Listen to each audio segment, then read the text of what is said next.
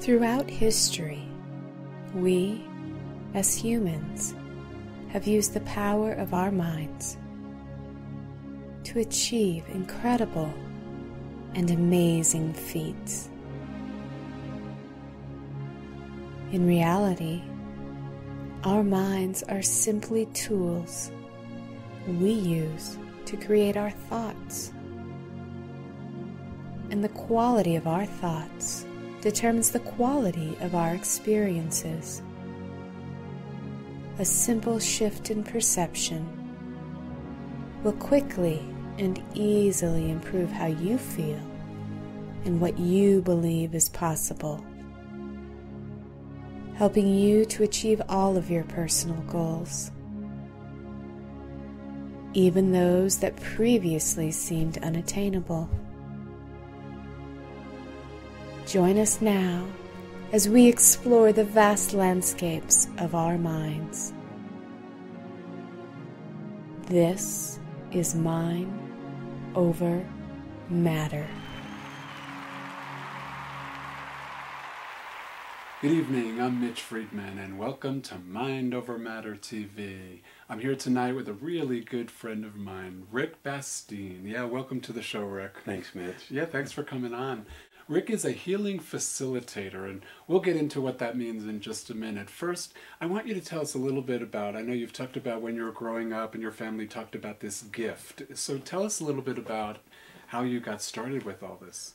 When I was a young kid, I grew up in Louisiana, and my family, I'm from a large family, and it's steeped in a lot of tradition and mystery. And there were quite a few members of my family, generations before me, that had this gift, this ability to facilitate healing, or ability to know things, or to see things before they happened, or even to see those who have crossed over to the other side. So I heard a lot about this gift, and I soon began to realize that I had this gift, that it had passed down to me, and there were things that happened that, left me not denying that something different was going on. You know what's so cool about that, Rick? I know that most families, or what I've heard from a lot of people, is that the gift, when people feel like they have this gift, it's usually discouraged by a lot of families. I've talked about kids who used to use their imagination and think they could fly, or maybe they really were flying, or having invisible friends, or talking to angels and dead people, and Right. Parents were like, no, that's not really happening. So I think it's really cool that not only did your family participate with you, but they encouraged you. They did encourage me, but I must say that outside of the family is where, I was less willing to share that gift or knowledge of that gift. So it was a challenge for me to come into a place of acceptance and surrender, and allowing myself to really be led by this gift. So how did, tell us a little bit about how did that happen? When did you finally say, being outside the box is actually a really cool thing, and I'm just going to be completely authentic with this? How did that happen? Well, it's interesting. It happened in Santa Fe. Of course. I moved to Santa Fe. I was married. The relationship ended. It left me in a place of really asking myself some deep questions and searching for some things within myself.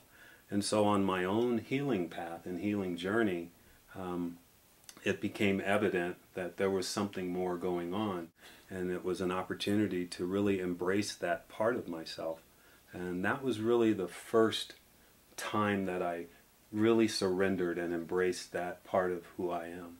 So you got to use it on yourself first. Absolutely. Yeah, healer, heal thyself. Absolutely. Yeah, well, I'm sure that's part of, I always say, when healers are doing the work themselves, that's what makes them such powerful healers out there in the world as well. I would agree. It starts right here, doesn't it? It starts with me, or with you. Yes, absolutely. Yeah. Or with you. Or with you, Yeah. So let's talk a little bit about the healing facilitator. I know that, I've worked with you with hypnotherapy and NLP, but I know there's a lot of different modalities. You do Reiki. Tell us a little bit about all the different things you do and how you blend them and work them into your practice. Well, first of all, what I really do is I really work to connect with the person that I'm working with. I feel that's so important to really establish a rapport with this person that will allow them to feel comfortable and to really have it be okay to be honest with themselves and about themselves. And to a perfect stranger. Yeah, to a perfect stranger. And so that's where we start, and we do an interview, kind of get a feel for the issues that are up, or what the challenge has been, what the repeat performance has been throughout life for that person, and what's been holding them back. I like that.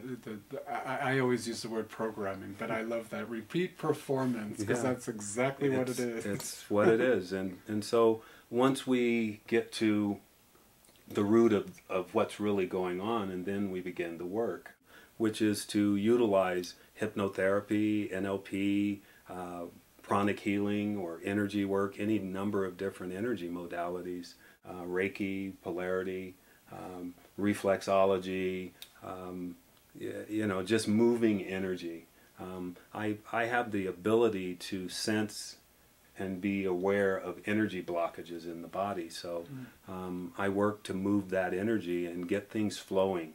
I feel it's really important to assist in creating a homeostasis in the body, that relaxation, that clarity, that calmness, and allowing the energy just to flow, because when the energy is flowing optimally, we as human beings really interact and understand ourselves and are connected to something so much more, and it allows us to operate at a more optimum pace for us. Yeah, and what I find the way to allow for that homeostasis is assisting in balancing the autonomic nervous system, which does allow, balancing the autonomic nervous system allows you to have more homeostasis in your environment. It allows you not to be in the fight or flight mode, and basically until necessary.